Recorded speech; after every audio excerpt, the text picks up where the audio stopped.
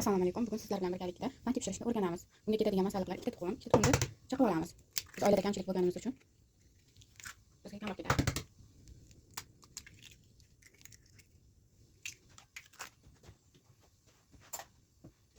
Tuxumni mana joychasini olib tashlaymiz.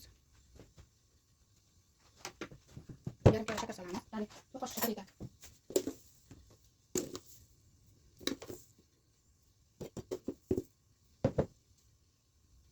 Endi esa bir qoshiqcha razrivka solamiz. Yarim qoshiqcha ham yetadi. Kamroq qilganimiz uchun yarim qoshiqcha yetadi.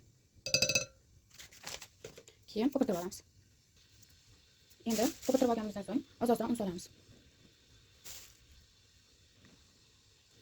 Lopatkacha orqali aralashtiramiz.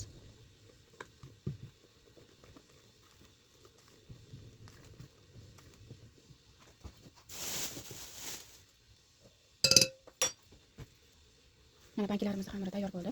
Endi uni pishirib olamiz. Pankelarimiz pishib chiqmoqda. Sekin ko'ramiz.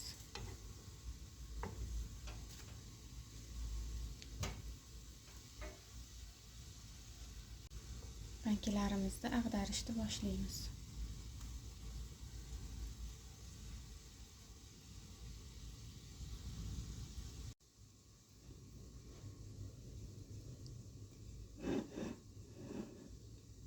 Pankimiz ham pishdi.